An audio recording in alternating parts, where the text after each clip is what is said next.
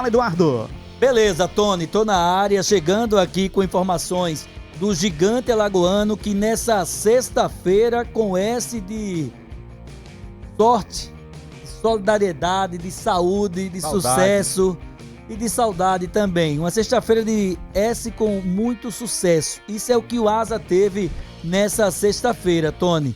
Hoje foi um dia extremamente positivo para o Asa. Eu diria até que não a sexta-feira em si hoje, mas uma semana bastante proveitosa que o Gigante Alagoano teve. Por quê? Uma semana do Asa realizou 3 contratações, o meio-campista Bruno Menezes, o zagueiro Jean Peter e também o atacante João Vitor Cabral. Então, por que uma semana positiva? Esses jogadores chegaram, todos eles vinham jogando, não eram jogadores que estavam parados, não são apostas, são jogadores, neste caso especificamente, a gente pode até de forma bem direta tratar como reforços e não como contratados apenas, porque são jogadores que chegam para suprir carências que o Asa tem hoje. E chegam em condições, se o técnico Rodrigo Fonseca precisar desses atletas, eles já vão estar prontos para jogar, a exemplo do Bruno Menezes, que entrou no lugar do Aleph no jogo passado contra a equipe do Penedense. Aproveitar e abrir um parênteses aqui, o Aleph é dúvida para o jogo de amanhã, dificilmente joga, pode ser até que ganhe condição de jogo pelo departamento médico, mas existe uma probabilidade de um percentual maior para o Aleph não jogar amanhã, jogar no jogo contra o CRB devido à lesão que sofreu, e aí não vai fazer com que o jogador atue sem estar 100%, tendo um substituto do Bruno Menezes, entre outros volantes que o Asa tem, como Zé Wilson, Colina, enfim. Então o Asa teve uma semana positiva. Trouxe o João Cabral, tinha aquele imbróglio administrativo porque ele tinha um pré-contrato com a equipe de Brasília, mas aí o Erivaldo Domício, que é o supervisor de futebol do Asa, trabalhando incansavelmente para tentar resolver esse problema e solucionou o caso, a ponto de, agora há pouco, ser publicado no BID o nome do João Vitor Cabral, já está no boletim informativo diário da CBF, já ganha condição para o jogo de amanhã diante do Muricy. Um outro que foi publicado no BID também agora há pouco, o zagueiro Jean Peter.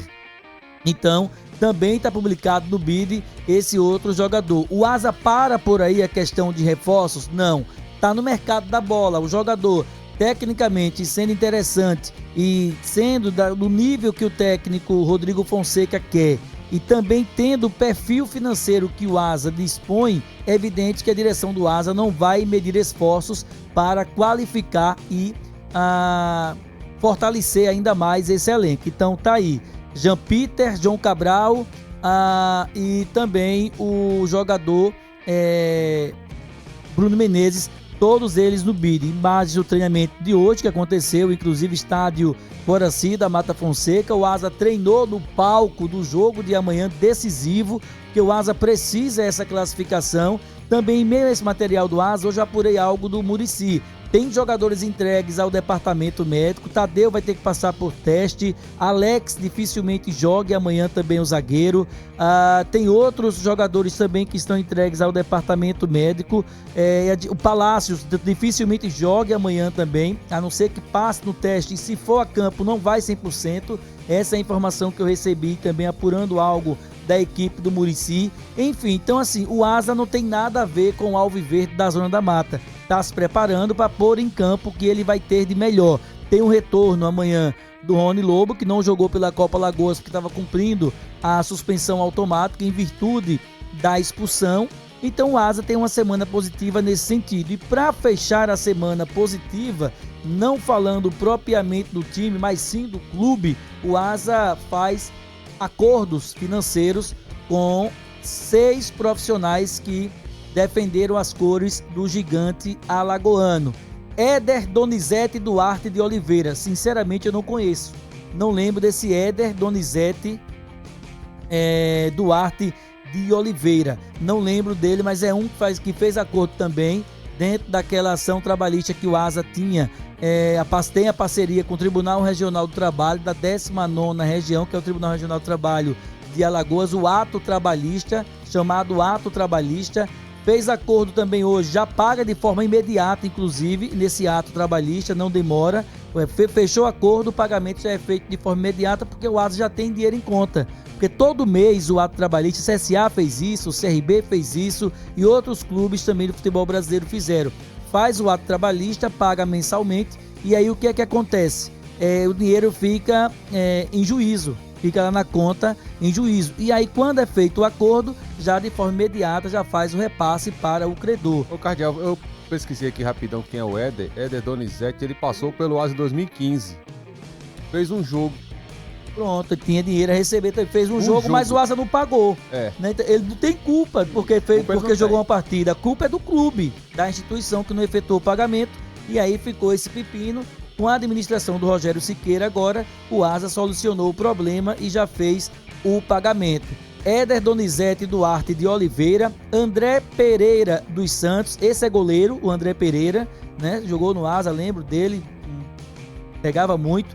Acordo Francisco Fabiano Pereira Marciano, o Fabiano zagueiro também, o ASA faz acordo. Rodolfo Jesus de Oliveira, não lembro do Rodolfo Jesus de Oliveira, é mais um que o ASA faz acordo. Itamar Lisboa Pinto, outro jogador Itamar, né, que o ASA também faz acordo, já paga de forma imediata. Zagueiro Edson Veneno, também é mais um que estava nessa fila aí do ASA. Técnico Lorival Santos, também mais um que recebe aí nesse acordo. E José Luiz Mauro, o Vica, também é um outro que o ASA finaliza aí a pendência que tinha com o Vica. Então são 6 profissionais. Cada acordo desse, dos 6 que o ASA fechou hoje, e repito, pagamento de forma imediata, isso gira em torno de 38%, da ação trabalhista. Por exemplo, devia ao Clevânio R$100, deduzido 38%, o acordo foi feito, foi a média de percentual efetuado o pagamento de 38% em cada ação trabalhista, é a média. Isso não quer dizer que todos foram 38%.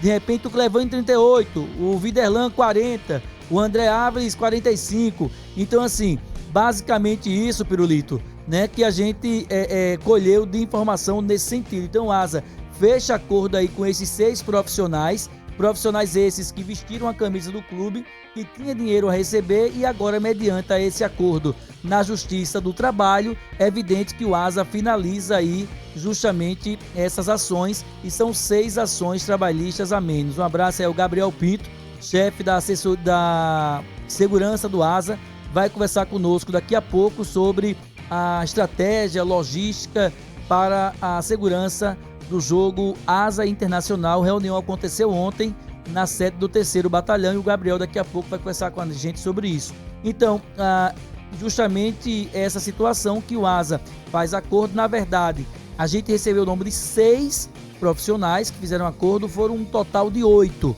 profissionais que fecham acordo com o ASA e o ASA vai diminuindo aí essas dívidas trabalhistas e caminhando com mais tranquilidade. A tendência é que o ASA futuramente, não seja futuro tão longo, mas bem próximo, esteja assim como o CRB, por exemplo, que não tem ação nenhuma trabalhista mais, pelo menos era o que tinha antes, né? Até certo ponto, não tinha mais ação trabalhista, liquidou tudo. A intenção é do ASA fazer também exatamente isso, liquidar tudo, e dizendo que eu citei ontem aqui uma reunião envolvendo o presidente Rogério Siqueira, o Michel Dantas e também o Felipe Feijó com o presidente da Confederação Brasileira de Futebol, o Edinaldo Rodrigues, que recebeu mais uma vez a direção do ASA para tratar de assuntos de forma direta relacionada ao gigante alagoano. O atacante Kelito vai conversar com a gente daqui a pouco, né? Nós vamos falar com o Kelito, porque tem tempo aí no programa para falar com o Kelito, esse momento que ele está vivendo, a oportunidade que ele vem recebendo e justamente esse momento que o ASA vive na competição. Tony, daqui a pouco também a gente conversa com o Gabriel Pinto, chefe da segurança do Gigante Alagoano. Exatamente. Vou passar rapidinho aqui para o Viderlan para ele opinar também sobre essa situação do pagamento, né? Realmente essa é uma situação muito boa para a equipe do ASA, Viderlan, porque realmente vai quitando as ações trabalhistas, isso é importante até para o planejamento econômico financeiro da equipe também, né, Canhão? Olha, essa situação não se coloca, né, na balança, muitas vezes, quando se fala na montagem de um time forte, com essas despesas, né? Porque isso são despesas e nós não vamos aqui colocar na balança quem tem a responsabilidade, porque defendo a ideia de que quem assume o clube assume o ônus e o bônus. Não deveria ser assim, mas a prática é necessariamente essa. Quando você assume um clube, eu sou a favor de que cada presidente deve ser responsável por aquilo que faz administrativamente em sua gestão em um clube de futebol, para não deixar para outro um buraco. E é por isso que existe uma obrigatoriedade de portal de transparência, que muitos não revelam isso, não cumprem isso é lei, questão de portal da transparência, porque essas despesas aí, a maioria dos nomes que o Eduardo Cardeal citou, Lorival Santos não era com o Rogério Siqueira, mas é o Rogério Siqueira, presidente, que tem que resolver. Não foi com o Rogério Siqueira a contratação, mas existia um processo rolando aí com o nome do Asa que precisaria ser resolvido com a despesa do presente, com a despesa de 2024. Se eu não estou enganado, o Lorival Santos comandou o Asa em 2021. Entendeu? Então, assim, não importa para esse momento quem é o presidente. O presidente atual tem um nome, um processo na justiça e é o nome da instituição em que ele é gestor e que precisa ser resolvido. Agora, se os senhores me perguntam isso é certo, eu não acho isso certo. Eu não acho. Não acho isso certo de jeito nenhum, mas aqui no Brasil isso se transformou em uma cultura. Eu sou de acordo, defendo a ideia de que o presidente do clube ele deve deixar o nominho dele à disposição, o CPF dele à disposição, para qualquer tipo de situação administrativa. Quando ele sair, ele precisa fechar as contas obrigatoriamente. Se não fechar, ele tem que tirar do bolsinho dele para poder deixar as contas em ordem. É uma empresa, não é assim que os caras querem ver o clube? Como empresa? Eu também defendo isso, sabe, Viderlan, que assim, que o futebol brasileiro passe por um processo de fato de mudança. Tem isso já, mas é muito precário ainda, mas que passe por um processo de mudança, seja passado a limpo o futebol brasileiro e que de qualquer clube, futebol brasileiro no geral, o presidente em exercício, ele tem que usar não o CNPJ do clube, o CPF dele. No período que ele tiver gerindo o clube, gestão de 3 anos, durante 3 anos, o CPF dele fica vinculado ao clube. Tudo que for relacionado ao clube vai para o CPF do presidente.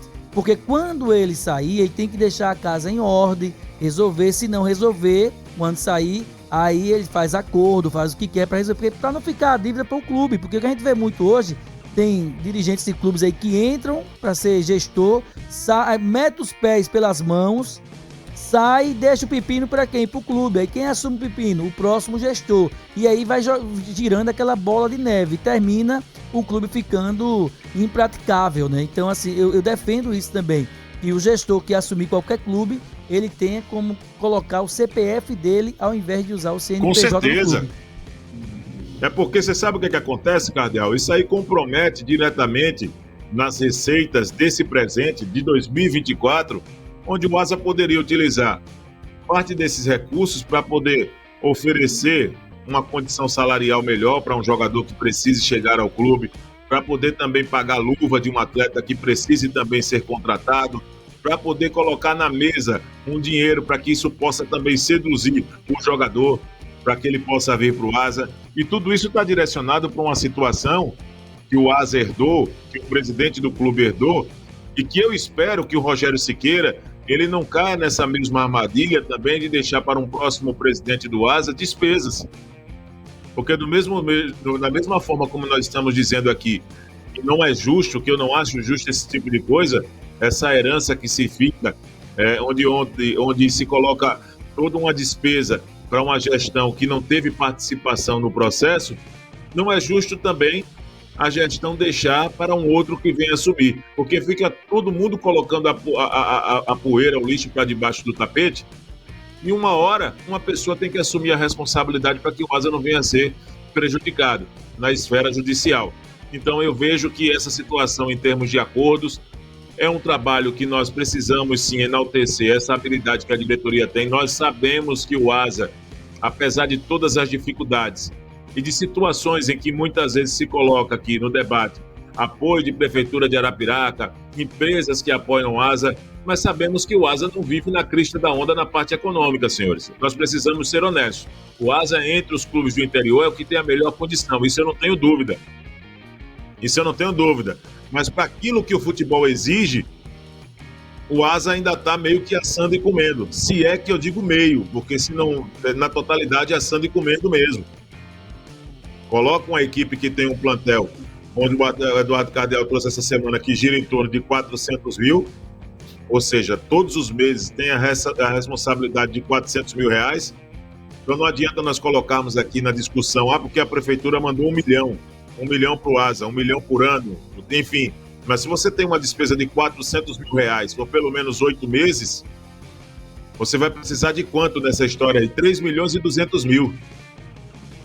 Vocês entendem o que é que eu quero colocar? Então existe hoje para o Asa uma responsabilidade financeira também muito grande e que nós precisamos deixar isso claro aqui no ponto de vista para o torcedor, que não é simples trazer simplesmente contratações no peso, na altura que o torcedor gostaria que o Asa tivesse. A diretoria precisa buscar habilidade. O fato agora de tentar resolver essas questões trabalhistas é uma obrigação, mas que ao mesmo tempo não deveria estar nos ombros do Rogério Siqueira. Deveria estar nos ombros de quem deixou, tá? Porque acho que isso é uma incompetência administrativa.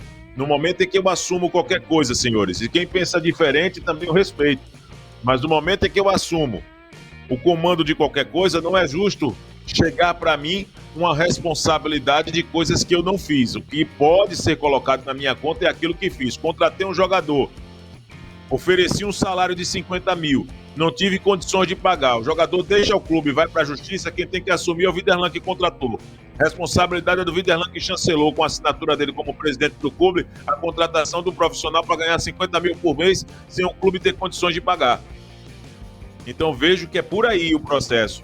Cada pessoa física assumir a responsabilidade, porque é muito bom dessa forma, eu ser presidente de clube. Eu posso contratar, deixar um buraco financeiro, daqui a pouco peço para sair, vai aparecer um louco para querer assumir por vaidade, por paixão, porque o futebol é um vício. Como cachaça é, como mulher é, como jogo é, futebol é vício. E tem muitas pessoas que se comprometem a assumir clube de futebol sem ter condição financeira. Só simplesmente pela vaidade e pelo vício. Onde se maqueia aí a ideia de paixão. Então eu vejo que o Asa, nesse caminho, pelo menos com muito sacrifício, está tentando manter o nome limpo, o nome do clube limpo no mercado, para viabilizar outros meios de entrar recursos e tentar resolver essa situação. Por isso, senhores, que é muito importante uma boa participação na Copa do Brasil na semana que vem.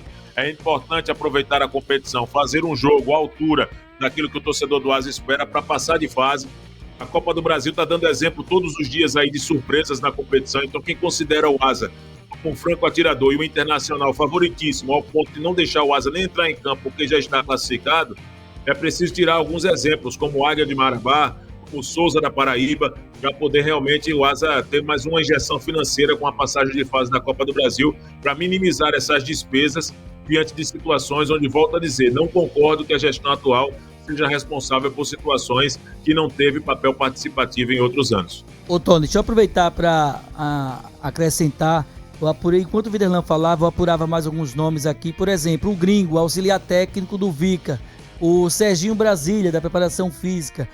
Esses já fizeram acordos primeiros do que o Vica e já receberam, inclusive, esses. O único daqui de Alagoas que participou da negociação e não aceitou nenhum tipo de acordo com o Asa, foi proposto a ele o mesmo percentual que foi proposto aos demais nesse ato trabalhista, e ele foi o único que não aceitou o acordo, foi o meio-campista Jorginho. Não aceitou, foi o único.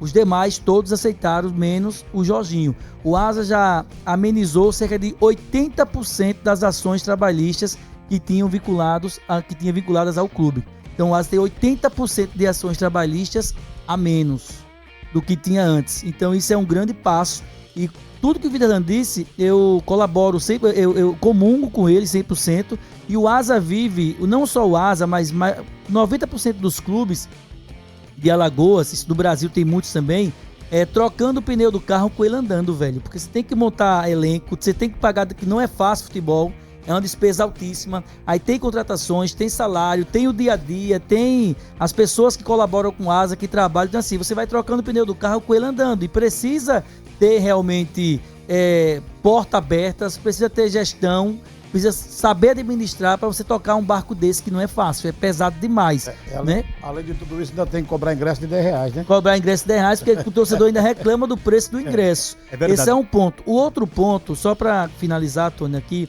o Viderlan fala em Copa do Brasil. E o Souza, que venceu o Cruzeiro por 2-0, 2 gols do Danilo Bala, é exemplo. O Águia Marabá, como ele falou, é exemplo. Eu estava hoje assistindo, eu vou dar o crédito aqui, o Debate Raiz. É um debate muito bom, inclusive, do Rio Grande do Sul, onde só fala sobre Grêmio Internacional. O debate é muito amplo, sabe? Os caras, parece que é uma briga diária. E eu tô até com um trecho aqui, eu fiz o corte, tô até com um trecho aqui. Os caras falam que o Inter vai ter no domingo agora o Grenal, né? O Grenal. Mas os caras no debate raiz ontem e hoje, dizendo que mais importante nesse momento do que o Grenal é o jogo contra o Asa.